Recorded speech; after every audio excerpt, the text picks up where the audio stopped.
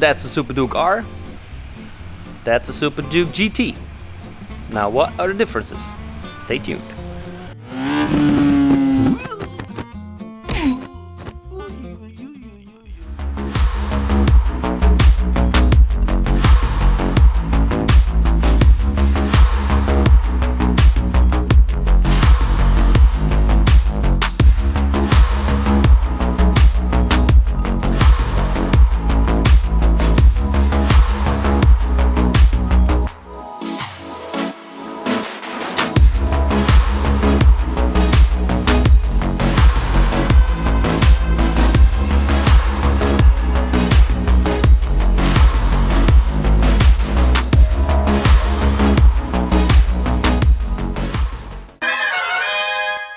Yo guys, welcome back to the channel, welcome back to another video. And as you can tell, I've got two Superdukes over there, GT and the R. And my beloved Superduro. Love that thing. Now anyway, today's video we're gonna talk about the Superduke R and the Superduke GT and what the differences are. And maybe I can help you make up your mind if you want the R or the GT, maybe. Actually need them both. I can give you a spoiler now. You actually really need them both. Yep, and I'm not gonna waste your time, so I'm gonna get over this as quickly as possible. I'm gonna give you all the feedback you need to know. So let's start with the outside, then let's work to the inside, and at the end let's talk about ride height and things like that. I'm gonna try and make it 10 minutes, maximum 10 minutes of your time, and you're gonna decide if you want the R or the GT. So let's carry on. First things first, we got the front side. What happens on the front side? Well, the only difference we got over here, as you can tell, this light is exactly the same as from GT. Of course, we got more wind protection here. As for the R, we ain't got nothing, but of course, looking at the pictures, you already seen that ain't got no windscreen, and that one does, so that's kind of obvious. And as you can tell from the indicators on the Superduke R, you got them over there. And as for the GT, yep, they're over there. And also the front suspension, including the steering damper down there, is exactly the same. So first major change, that's me over there, right there. First major change between the Superduke R and the GT is the little screen. On the Superduke R we got a little screen, it's not that big. And for the GT we got a lot bigger screen. As you can tell, starts up pretty nice. And that's the GT screen. And let's put this one in the track mode too. You get a way bigger screen, your gears are a lot bigger, and your rev counter is also very big. And for the handlebars, as your cruise control, every option is just the same. Besides, of course, those things for, you know, the GT has a lot more wind reduction. You ain't got that on the R. And as for the gas tank on the Superduke R, this one contains 18 liters of gasoline. As for the GT, 23 liters. So that's the difference of, it's 5. Yeah, 5. As for the seat, you can tell that the Superduke R is a lot more slim than the Superduke GT. And how can you tell? Well, I've got the original Superduke GT seat over here. And I'm gonna put that one on top like that. And you can tell right now, this one is a lot bigger.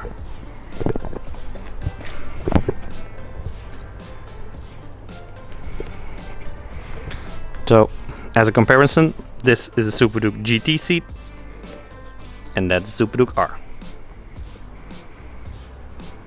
GT, R.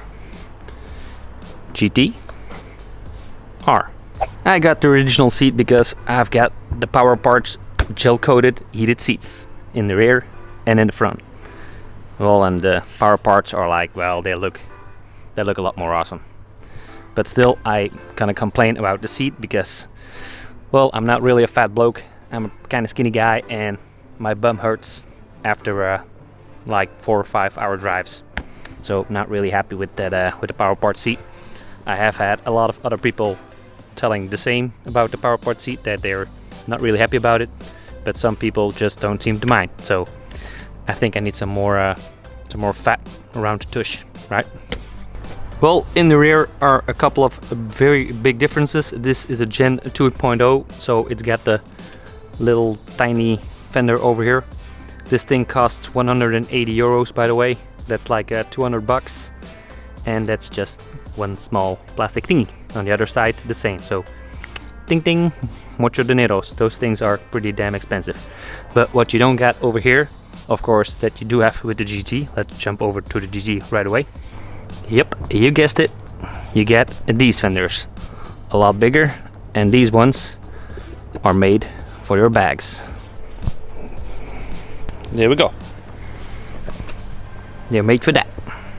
And going further to the back, you can tell the indicators on the left and the right, and the rear tail light with the big ass tire, really like that, is exactly the same.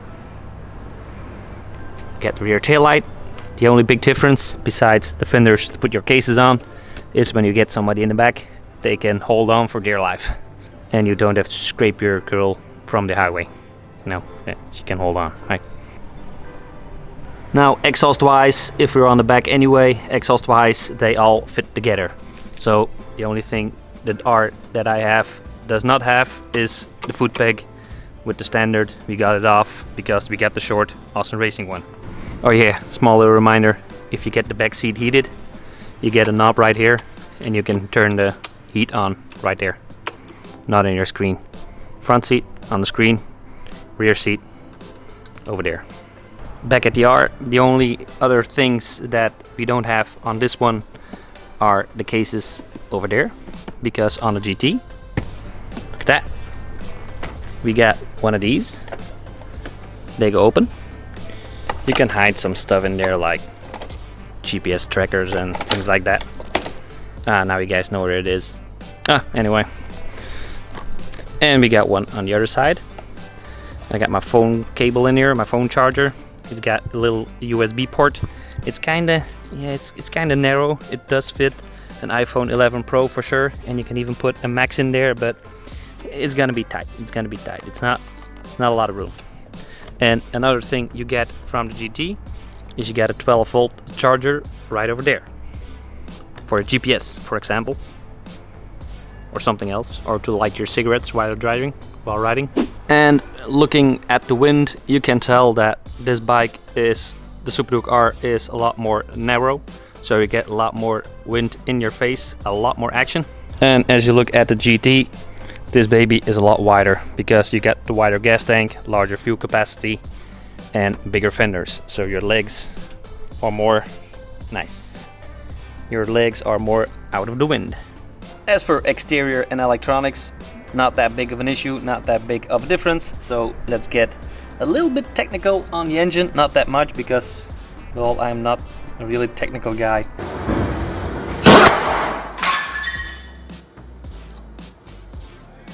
And the two most important things are actually inside the engine, and that's really noticeable when you're riding both of them. And that's the primary gear ratio and the horsepower. Now, Superduke GT has 173 horsepower, while the Superduke R has 177. And when you're riding it really sporty, or even flat out, you're not gonna really notice that 4 horsepower. No, you don't. As for the primary gear ratio on the Superduke GT, you get a 40-79 gear ratio. As for the R, your gear ratio is going to be 40-76. So the Superduke R is gonna be a lot more agile. It's faster on the throttle. It really wants to make you ride it a lot harder. And the Superduke GT is just a lot more smoother. Even with a little horsepower difference and no torque difference whatsoever, Superduke R is a lot more aggressive. You would think that it has something to do with your gears in the back, but it does not. Those are exactly the same. It's all inside primary gear ratio. And as for weight, that one has a dry weight of 195 kilograms approximately, and the GT is 205 kilograms dry weight. Of course, when you fill it up, that one got a bigger gas tank, that one has a smaller gas tank, so that one is going to be a lot heavier because you get more gasoline, obviously. Well, but there's a 10 kilogram difference because, of course, you get the windshield, and you get bigger gas tank, and you get all these pieces of plastic, and you get all the pieces of plastic in the back. So we got a lot more plastic and a lot more wind protection going on, and that's gonna weigh. Not that much, 10 kilograms, not that big of a difference, but still, that one is a lot lighter. And a lot of people that I have seen have already asked the question, how big am I? And how easy can you get on and can you get off? And you can always use the foot pegs, but it's not that cool to use the foot pegs and get on. It's like, yeah, you feel tiny. It's not that manly. But I'm gonna get on the bike, side angle view, and I am 1 meter and 76 centimeters. So 1 meter and 76 centimeters. I'm gonna put that right here now, how much that is in inches, how tall I am in inches. So keep that in mind. And I'm gonna get on, and you can see right position of both the motorcycles.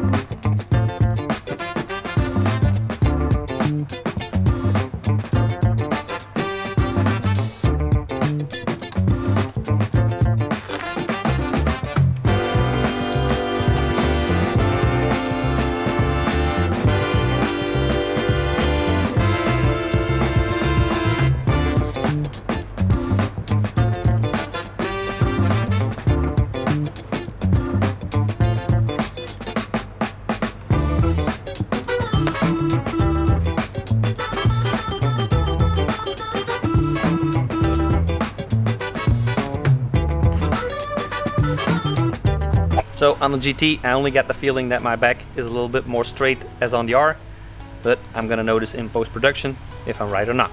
What do you guys think?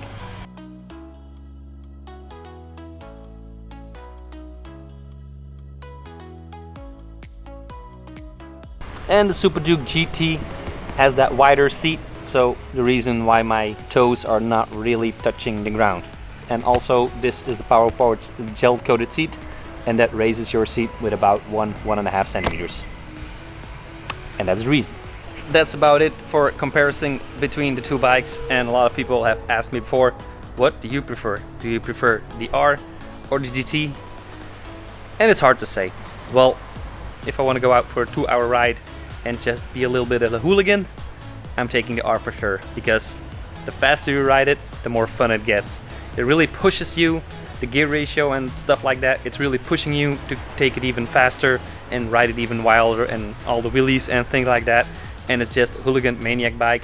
And if you want to make some cool Instagram pictures, you need that one. You for sure need that one. But if you don't have an Instagram account and it doesn't need to be all that slick and all that fancy, and you want to do like 5, 6, 7 hour rides, take it all day, take it away all day long, right into the sunset, I prefer that one.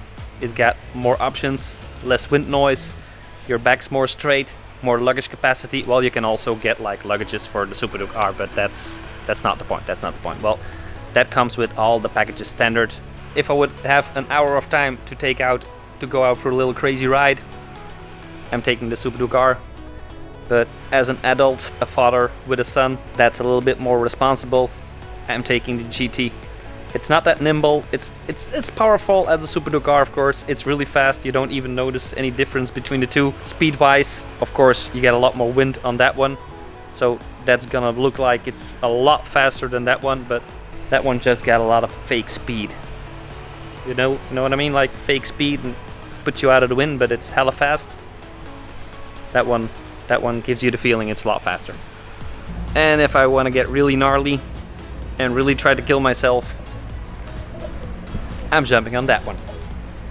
That's the Superduro. That's 175 horsepower, 77. Sorry about that. Off-road, oh yeah. I just can't stop smiling when I see it. It's so much fun. It's dangerous as hell, but so much fun. So, hope you guys like this video. Make sure to subscribe, like this button. Wait. I'm not gonna end right here. I'm gonna do a sound check.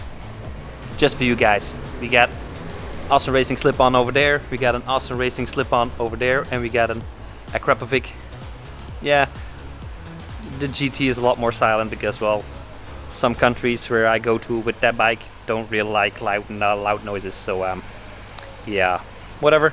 So let's do a sound comparison, and after the sound comparison, I'm out. Hope you guys liked it. Make sure you subscribe, like this video, leave a comment whether you prefer Superduke R or Superduke GT, or maybe Superduro, who knows. And I'll see you guys next time. Peace!